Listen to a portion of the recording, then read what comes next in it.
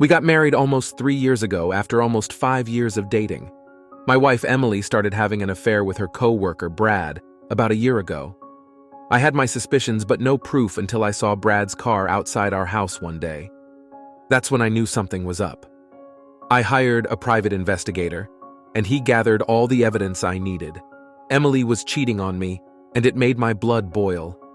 Then, I got a call from Brad's wife, Jessica. She had found out about the affair too. She had texts between Emily and Brad, but I had even more incriminating evidence, photos and videos of their little rendezvous. Together, Jessica and I decided to confront them. We started meeting up frequently, discussing our plans, and somehow, it felt like we were kindred spirits. One day, in the heat of our shared fury, we decided to sleep together as an act of revenge. The sex was incredible. Jessica was wild in bed, better than Emily ever was. We kept meeting up, finding solace in each other's arms. I was infuriated with Emily, especially after reading her texts mocking Jessica. Emily and Brad would laugh about Jessica's weight, her body, and even my fertility issues. Emily had the nerve to say I wasn't a real man because I couldn't give her children. I didn't feel guilty about my affair with Jessica. It felt like the perfect revenge. Jessica was enthusiastic and passionate, something Emily had long forgotten to be. Emily rarely ever gave me oral sex, but Jessica? She was the best I ever had. Jessica started talking about telling her husband, Brad, about our affair. We were both tired of the charade and wanted to end it. I'd already prepared the divorce papers. Since Emily and I didn't have joint accounts or significant assets, the process would be simple. Jessica, however, might have a tougher time because of her kids, but she was determined to take Brad to the cleaners. I knew I sounded like a jerk, but I had checked out of my marriage a long time ago. On July 16th, I served Emily with divorce papers. I did it at her work to humiliate her, to show her that I wasn't messing around. When she came home, I had already packed up her things and told her to go stay with her dad. Emily did what typical cheaters do. She begged, apologized, and tried to blame me for her affair. I was ready for all of that. She was stubborn, saying she wouldn't leave and that she would fix our marriage. I reminded her that the house belonged to my parents, and if she didn't leave, I'd call them to have her evicted. I had already informed her sister, thinking she might take Emily away, but her sister blamed me instead. "You're giving up on your marriage too easily," she said. That's when I got petty. "This is hypocritical coming from someone who left her husband for his cousin. I guess the apple doesn't fall far from the tree." Emily slapped me across the face. I warned her that if she didn't leave, I'd call the police for assault. Emily finally left, but the messages didn't stop. I didn't block her because I wanted to screenshot everything. She sent messages begging me to take her back, mocking me, and claiming she never enjoyed our lovemaking. She said she and Brad had sex on every piece of furniture in our house. I didn't know how much of it was true, but I was going to replace all the furniture anyway. I wanted to tell her that Jessica and I defiled her car, but I held back. The last time I spoke to Emily, she seemed genuinely apologetic. She said she got carried away and that she was thinking about having kids lately. She knew I couldn't have children and had initially told me she wanted to be child-free.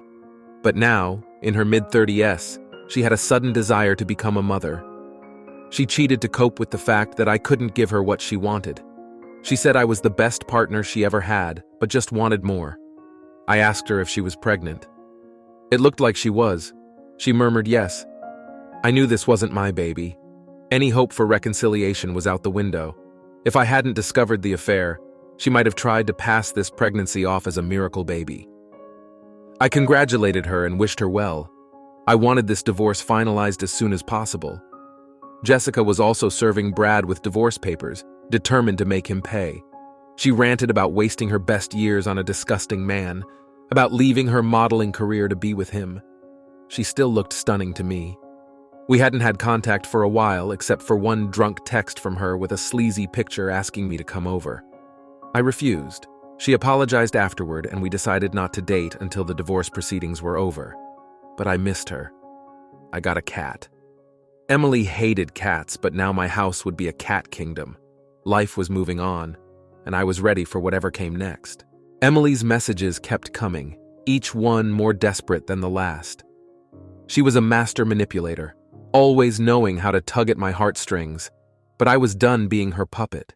She had betrayed me in the worst possible way, and there was no going back. The first few weeks after serving her the divorce papers were a blur. I threw myself into work, trying to distract myself from the chaos that was my personal life. I started going to the gym more, pushing my body to its limits to escape the mental anguish. My friends rallied around me, offering support and keeping me company during the long, lonely nights. But no matter how much I tried to move on, Emily was always there, lurking in the background. She'd show up at places she knew I'd be, trying to talk to me, trying to weasel her way back into my life. Each time, I'd shut her down, but it never got any easier. Part of me still remembered the good times, the woman I thought I married, but that part was growing smaller by the day. Jessica and I continued to see each other in secret. Our rendezvous was the only bright spot in my otherwise dreary existence. She was a firecracker, full of life and energy, and she made me feel alive again.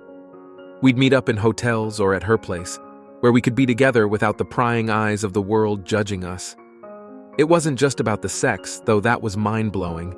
It was about feeling understood, feeling like someone had my back. One night, after an especially intense session, Jessica and I lay in bed, catching our breath.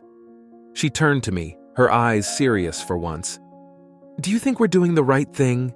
she asked, her voice barely above a whisper. "What do you mean?" I replied, propping myself up on one elbow to look at her. "This," she gestured between us. "Do you think this is right? Or are we just two broken people using each other to feel better?" I sighed, running a hand through my hair. "I don't know, Jess, but right now, this is the only thing that feels good. The only thing that makes sense." She nodded, biting her lip. "I just don't want to hurt anyone else. We've already caused enough damage." I reached out, pulling her close. "We're not the bad guys here. They made their choices, and now we're making ours. We deserve to be happy too." Jessica didn't respond, but she snuggled closer, and we let the silence envelop us. For now, that was enough. Emily's sister, Amanda, was relentless. She hounded me at every opportunity, blaming me for everything that had gone wrong. "You're throwing away your marriage for what? A fling?" she'd scream at me, her face red with anger. "It's not a fling, Amanda," I'd reply calmly. "Emily made her choices. Now I'm making mine. She's the one who threw away our marriage the moment she decided to sleep with Brad." "You're just looking for an excuse to run away," she spat. "You're a coward." Maybe I was. Maybe this was my way of running away from the pain, from the betrayal. But I didn't care. All I knew was that I couldn't stay in that toxic environment any longer. As the weeks turned into months, the divorce proceedings dragged on. Emily fought me on everything, from the division of our few assets to the custody of our cat. It was a nightmare, but I was determined to see it through. There was no way I was going to let her win, not after everything she had put me through. Jessica's divorce was equally messy. Brad was a spiteful bastard doing everything he could to make her life miserable.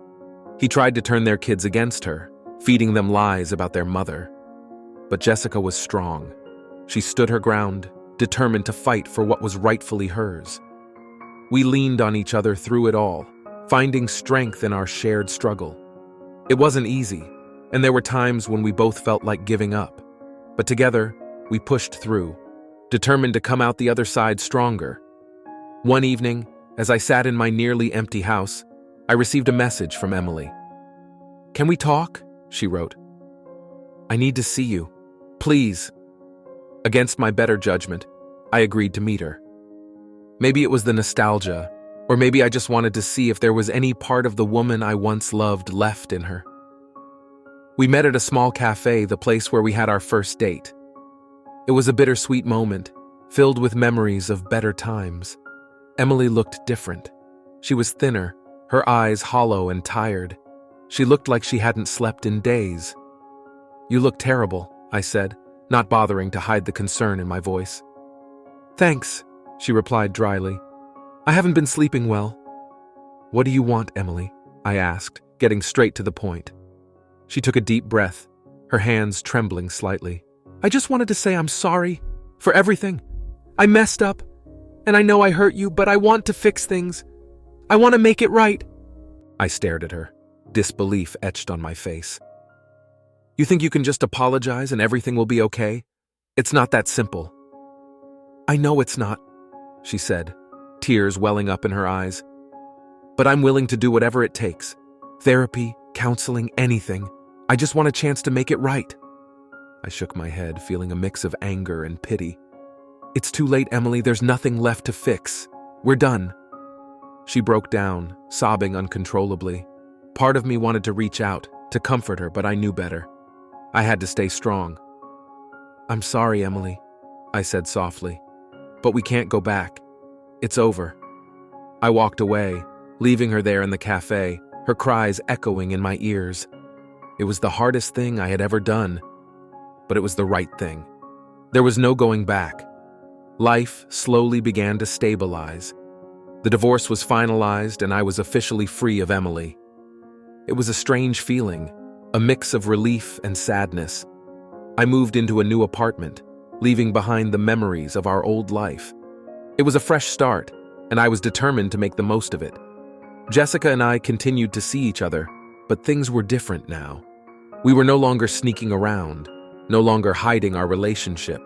We could finally be open about our feelings, and it felt liberating. One evening, as we sat on my couch sipping wine, Jessica turned to me with a serious expression. "We need to talk," she said, her voice steady. "About what?" I asked, setting my glass down. "About us, about what we're doing here." I frowned, unsure of where she was going with this. "What do you mean? I mean, what are we? Are we just two people who found comfort in each other during a difficult time? Or is there something more here?" I took a deep breath, considering her words. "I don't know, Jess, but I do know that I care about you. A lot. And I want to see where this goes." She nodded, a small smile playing on her lips. "Me too. But we need to be sure. We need to make sure we're not just using each other to fill a void." I reached out, taking her hand in mine. "I'm sure. I've never been more sure of anything in my life." Jessica leaned in, kissing me softly. "Then let's do this. Let's make this work." And so we did. Our relationship blossomed, growing stronger with each passing day. We supported each other through the ups and downs, finding solace in each other's arms. It wasn't always easy, but we were committed to making it work. Emily, on the other hand, continued to spiral. She lost her job, her friends, and eventually, her sanity. She became a shadow of her former self, a cautionary tale of what happens when you let greed and betrayal consume you. I felt a twinge of guilt, knowing that I had played a part in her downfall. But I reminded myself that she had made her choices, and now she had to live with the consequences. Jessica and I moved in together, creating a home filled with love and laughter. We adopted a few more cats, turning our place into a feline paradise. Life was good, and for the first time in a long time, I felt truly happy. But the past has a way of creeping up on you, no matter how much you try to leave it behind. One day, out of the blue, I received a message from Brad. He wanted to meet, to talk things over. I was hesitant, but curiosity got the better of me.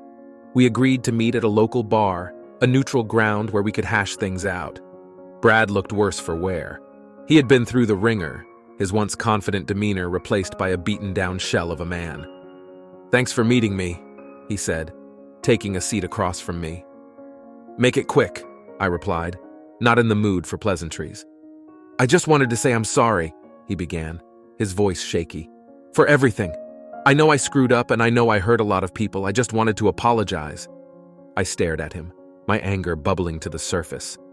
"You think an apology is going to fix everything? You ruined my marriage. You ruined my life."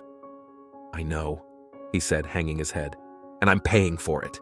Jessica left me, and I lost custody of the kids. I've got nothing left." "Good," I replied coldly. "You deserve it." Brad looked up, his eyes filled with regret. "I just wanted you to know that I'm sorry, for what it's worth." "It's worth nothing," I said, standing up. "Stay out of my life, Brad. You've done enough damage." I walked out of the bar, feeling a sense of closure. Brad was a broken man, and he deserved every bit of his misery. I had moved on, and it was time to leave the past where it belonged. Jessica and I continued to build our lives together, creating new memories and cherishing each moment. We traveled, explored new places, and experienced things I never thought possible. She brought light into my life, and I was grateful for every second we spent together. But life has a way of throwing curveballs, and just when things seemed perfect, tragedy struck. Jessica was diagnosed with a rare illness, something the doctors couldn't quite pinpoint. Our world was turned upside down, and we were forced to face a new reality. I was determined to be there for her, to support her through this difficult time. We tackled her illness head-on, fighting it with everything we had. But the road was long and hard, filled with uncertainty and fear. Jessica's condition worsened, and it became clear that we were running out of options. We sought out specialists, tried experimental treatments, anything to give her a fighting chance. But nothing seemed to work. One evening, as we lay in bed, Jessica turned to me, her eyes filled with tears. "I'm scared," she whispered. "I know, baby," I replied, holding her close. "But we're going to get through this, I promise." She shook her head, her tears spilling over. "I don't want to leave you. I don't want to leave this life we've built together." "You're not going anywhere," I said firmly. "We're going to fight this, together." But deep down, I knew the truth. We were running out of time, and there was nothing I could do to stop it. I felt helpless, watching the woman I loved slip away, knowing there was nothing I could do to save her. As the days turned into weeks and weeks into months, Jessica's condition continued to deteriorate. We cherished every moment, making the most of the time we had left. We laughed, we cried, and we held each other close, savoring the love we shared. The day finally came when Jessica couldn't fight anymore. She slipped away peacefully in her sleep, a soft smile playing on her lips as if she was dreaming of a better place. My world collapsed around me, and the light of my life was extinguished in an instant. I was utterly devastated, shattered by the loss of the woman who had brought so much joy into my existence. Jessica had been my anchor, my rock, and now I was left adrift in an ocean of grief with nothing to hold on to. The funeral was a somber and heart-wrenching affair, attended by friends and family who had come to pay their respects. I stood by her casket, feeling as if I were trapped in a never-ending nightmare. Her smile, her laughter, her very essence haunted me. Jessica had been my confidant, my partner in crime, and now she was gone forever. In the weeks that followed, I found it nearly impossible to find a reason to keep going. The apartment felt like a hollow shell without her, the silence a deafening reminder of my loss.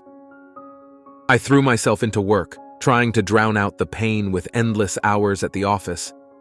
But no matter how hard I tried to distract myself, the memories of Jessica were always there, lingering in the corners of my mind, refusing to be forgotten. One evening, as I sat on the couch, surrounded by our cats, I received a message from an old friend. It was Mark, a buddy from college I hadn't spoken to in years. "Hey man, I heard about Jessica. I'm so sorry.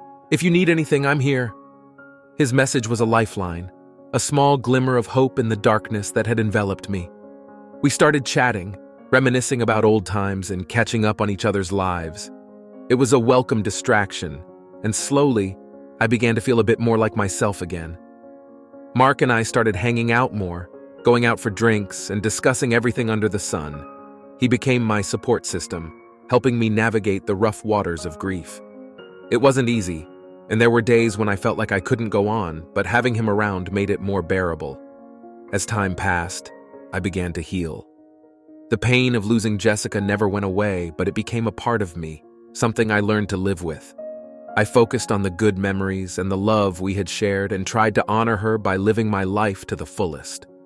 One day, while sorting through some old boxes in the attic, I came across a journal I had kept during the tumultuous period of my life. Flipping through the pages, I was struck by the raw emotion and the pain I had endured.